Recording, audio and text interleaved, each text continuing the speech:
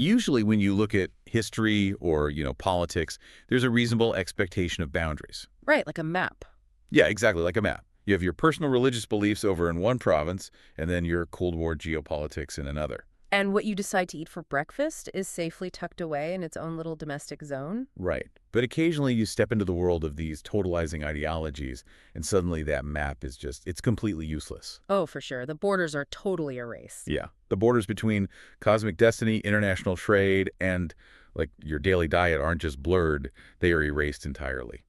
So today we are looking at a philosophical landscape where every single action is tethered to one grand, inescapable narrative. It is the absolute definition of an all-encompassing worldview. I mean, imagine stepping into an auditorium where the speaker seamlessly connects the physical shape of human hips to Cold War international relations. Which is wild to even think about. Right. And then, with absolute unwavering seriousness, advises you to eat cold, tough bread to defeat Satan. Well, that is exactly the room we are stepping into. So, welcome to today's deep dive. If you're joining us today, we need to give a quick heads up to you. We are exploring a fascinating, highly complex, and undeniably controversial historical text today. Yeah, it's a dense one. It really is. We are unpacking excerpts from a massive New Year's speech delivered by Reverend Sun Myung Moon. This is on January 2, 1983, in New York City, and it's titled, "Let This Be a Good Year." And it is quite a ride. It is. Now, before we go any further, I want to be incredibly clear to you listening. This source contains highly politically and socially charged content. Extremely charged. Yeah, it touches on rigid gender roles, global geopolitics, intense anti-communism, and strict religious ideology. So we are not taking sides, nor are we endorsing these viewpoints. Absolutely not. Right. Our mission is strictly to impartially report on the content and help you understand the intricate, totalizing worldview presented in this original source material. Because to truly understand a historical moment or a movement, you have to temporarily inhabit the internal logic of its leader, you know? Right. You have to see it from the inside out. Exactly. And Moon's logic operates almost like a fractal.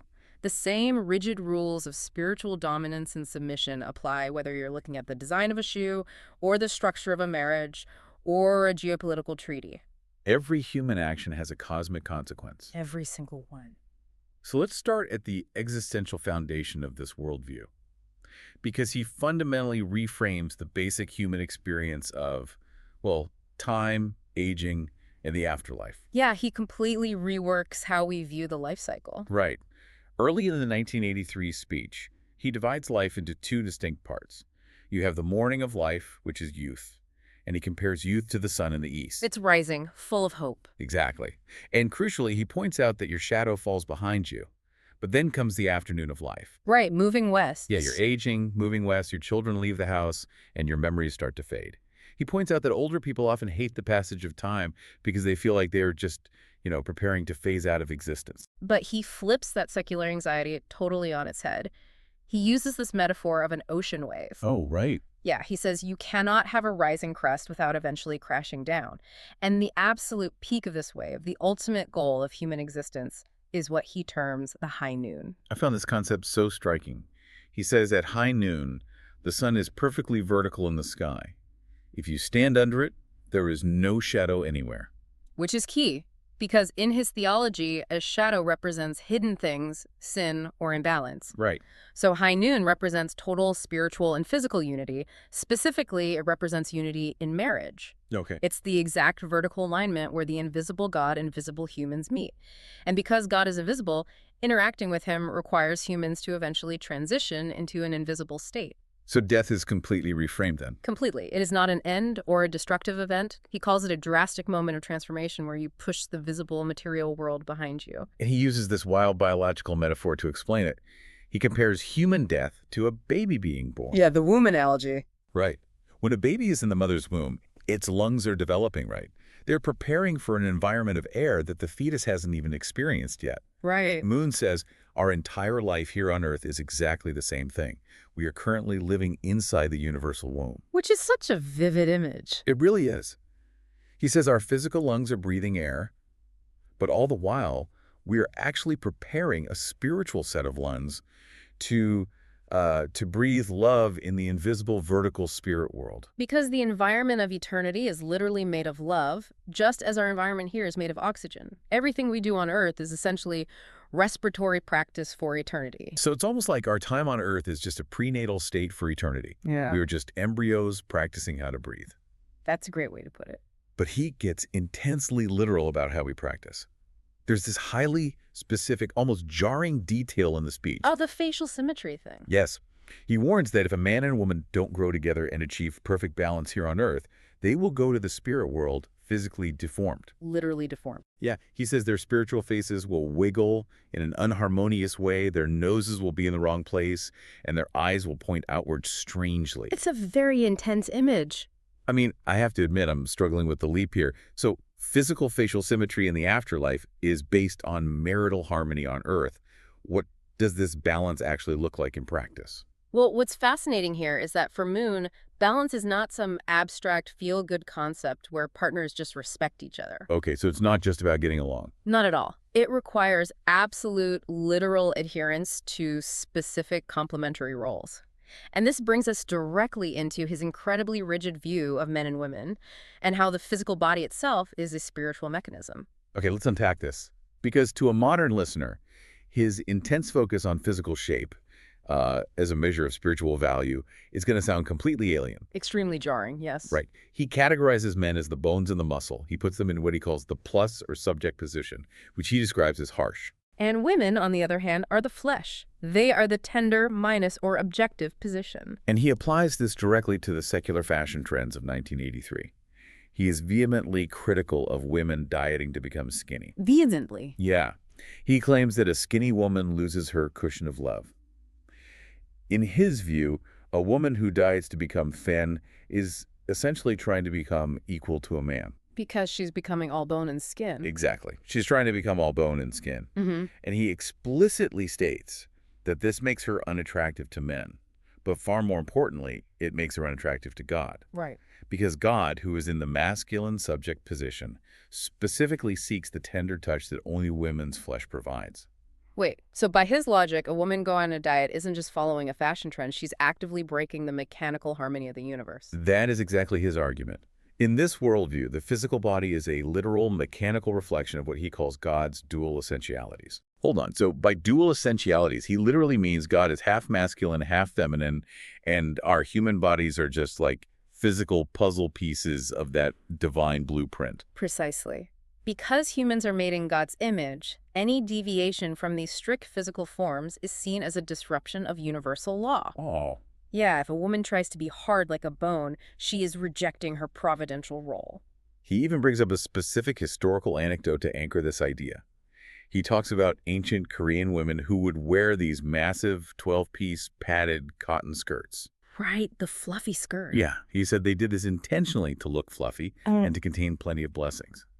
The imagery he uses is striking. He says these skirts were like the wings of a hen, providing a space warm enough and cushioned enough for a husband coming in from the cold and for 12 children. He even borrows an analogy from the industrial world to back this up. He recounts visiting a diamond cutting factory. Okay. And the diamond is the hardest stone on Earth, obviously. But he learned it is cut by grinding it with softer copper. Oh, I see where this is going. Right.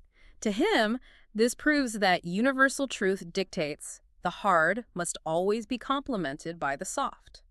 An engine shaft needs a soft metal ring to support it.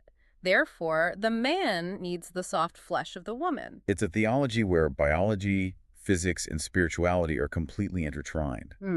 But if the physical body is this ultimate spiritual tool, how do you control it? Because, quite frankly, our bodies just want comfort. Oh, for sure. And that biological desire for comfort is viewed as the primary battleground. Right. This leads us to Moon's intensely ascetic instructions for daily life, which revolves around something called the principle of reversal. I'm trying to wrap my head around this because this isn't just about being humble or, adopting a minimalist lifestyle. It's a highly militarized view of your daily habit. Very militarized. He tells his followers that Satan controls humans entirely through bodily desires, the urge for comfort, pride, the desire for a soft bed or a warm meal. So the strategy to defeat Satan is simple, but incredibly grueling. Right. You must force yourself to do the exact opposite of what your body wants. Every single physical craving is interpreted as Satan literally whispering in your ear, trying to pull you away from the high noon. He gives such specific, almost punishing directives for the year 1983.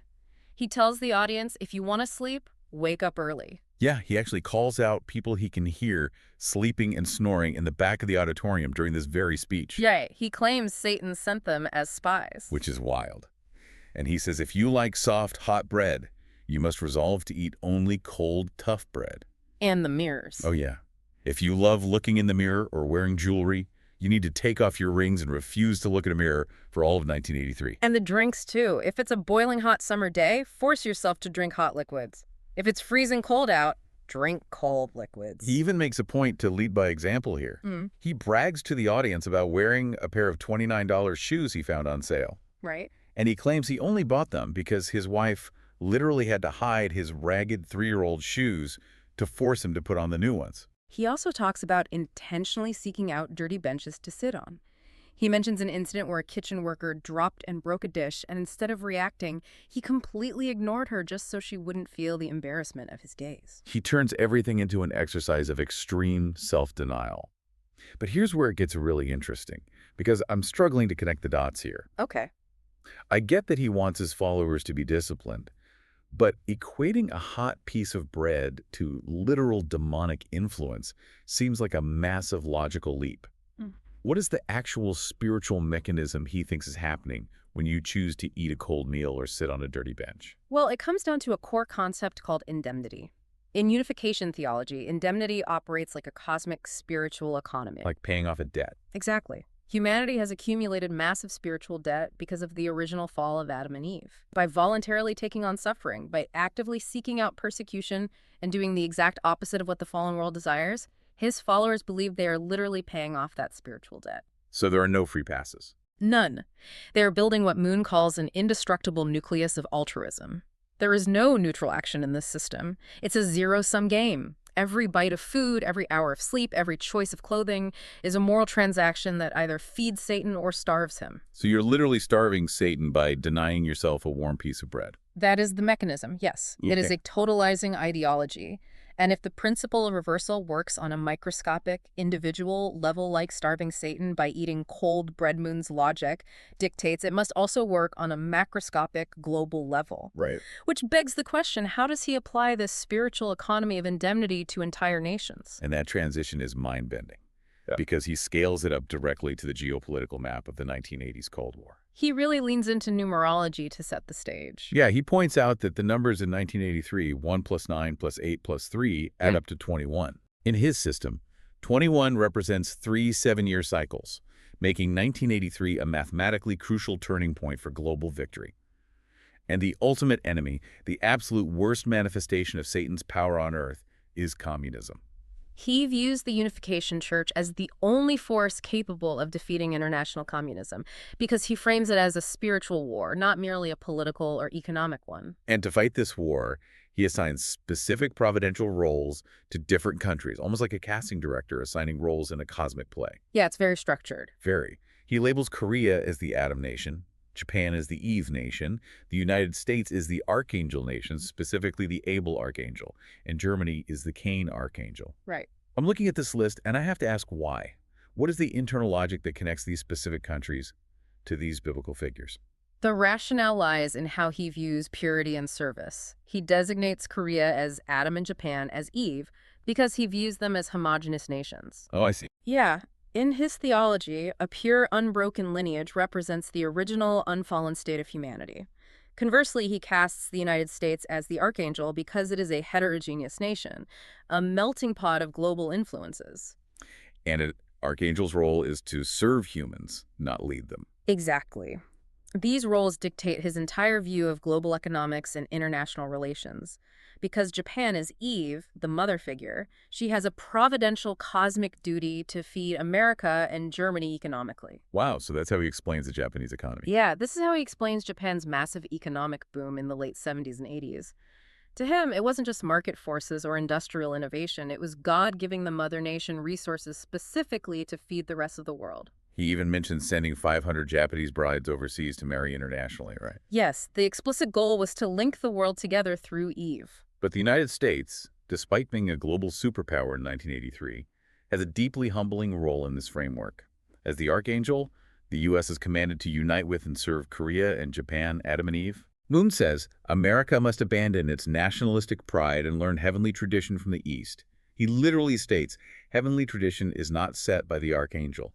It is set by Adam and Eve. And if we connect this to the bigger picture, the audacity of what Moon is attempting here is staggering. Think about the historical context. Right. The U.S. and Japan fought a brutal, devastating war. The U.S. and Germany fought too. Korea and Japan have a deeply painful history of occupation and colonization. So what does this all mean? He's taking the Genesis creation myth and mapping it directly over some of the deepest historical wounds of the 20th century, like Cold War geopolitics. He is intentionally mixing former blood enemies. By forcing these specific nations into a spiritual family unit and explicitly putting the wealthy, powerful United States in a subservient role meant to serve Asia, he is directly challenging Western superiority. It's incredible reframing. Right. He's asserting that God is using enemy territories to force a providential reconciliation. In this worldview, historical pain and cultural clashes are just the friction required to forge a unified, God-centered world. It's a sweeping cosmic geopolitical map, but he doesn't leave it in the clouds. He brings it right down to street-level action in America. Because in 1983, Moon is highly aware that he is facing serious legal trouble in the U.S. Oh, very aware. He explicitly acknowledges his ongoing court battles and the very real threat of jail time for tax issues. But again, the principle of reversal applies. A normal person would view federal prison as a disaster. Moon reframes this legal peril completely. He calls it an exciting drama where he is the leading actor. He tells his followers that if he goes to jail, it won't be a defeat, it will be a historical occasion. Right. He predicts they will line up for blocks to visit him, the media will camp outside the prison gates, and global scholars will flock to his cell for spiritual direction. He turns the threat of a federal conviction into a cosmic victory lap. This reveals a critical mechanism of how totalizing ideological movements sustain themselves. What we're seeing is the reinterpretation of external persecution as divine validation. So the more trouble he's in, the more right he is. Exactly. In this worldview, if the U.S. government is attacking you, it's not because you violated a tax law, it's because Satan is terrified of your progress. Every legal defeat, every media attack becomes tangible proof that your strategy is working. And his strategy for the rank-and-file members in America is intensely methodical. Yeah. It's an initiative he calls the home church. Right. This is the primary battleground. He commands his followers to take personal responsibility for areas of exactly 360 homes. They are instructed to knock on doors, face down communist opposition, and build a grassroots network. Yeah. But he emphasizes that they aren't just fighting grumpy homeowners who don't want to be bothered. Yeah. They are literally fighting the evil ancestors of the people living in those houses. It is spiritual warfare waged via neighborhood canvassing. And he is playing a massive long game with the media and the political establishment, too. During the speech, he brags to the audience about founding the Washington Times newspaper. Oh, the newspaper, yes. Yeah. He points out the irony that conservative American leaders might dislike him personally, but they are desperate for his newspaper to give them a voice against communism. Because the ultimate goal of the Unification Church wasn't just to hand out pamphlets or convert individual souls on street corners. It was a mobilization for absolute institutional political power. Yes, he explicitly states that the goal is to organize these blocks of 360 homes, bind them together into a massive voting block, and elect God-centered mayors, congressmen, and eventually the President of the United States. It's extremely ambitious. Very. He even addresses the women in the audience directly and asks them to hand over their husbands to him. He says he wants to remold these men into replicas of himself so they can lead the nation. And he actually asks for a show of hands. He asks for a show of hands, and the women raise them. It's an incredible paradox. Here's a man actively being investigated and prosecuted by the U.S. government, and his stated goal is to save America from its own moral decay.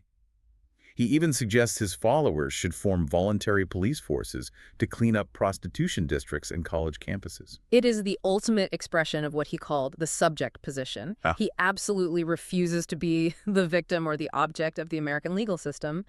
Instead, he positions himself as the only savior capable of rescuing the American political system from itself. We've covered an unbelievable amount of ground today. We've seen how a single, totally uncompromising ideological framework connects things that, to anyone else seem completely unrelated. Completely distinct worlds. Right. It connects the softness of a spouse's touch, the daily choice to eat cold, tough bread, the massive economic output of Japan in the 1980s, and the founding of a major political newspaper in Washington, D.C. When you view the world through this lens, there are no coincidences. Every single action, from the geopolitical down to the microscopic, is tethered to one grand narrative. And for you listening, this is exactly why examining historical texts like this is so valuable. It shows us the sheer power of totalizing belief systems. When you erase the boundaries on the map, when every facet of human existence is organized into one single fight between God and Satan, the world looks entirely different. Yeah, it really It does. explains how people can be driven to endure immense hardship, knock on thousands of doors, and happily wear ragged shoes, because in their minds, they are literally saving the universe. And it leaves us with a truly profound, almost science fiction-like concept to mull over. Let's go back to his idea of the universal womb. Okay. Moon claimed that our five physical senses here on Earth, our sight, our hearing, our touch, exist merely to prepare us to breathe and experience love in the invisible universe. Which raises an incredible question for you to take with you. If the things we touch, taste, and see every day are just the training wheels, what completely unimaginable cosmic realities might we be unwittingly rehearsing for right now? So the next time you find yourself eating a piece of tough bread or looking at a map of the Cold War, remember that the boundaries we think are so permanent might just be practice for something else entirely. Thanks for joining us on this deep dive. We'll catch you next time.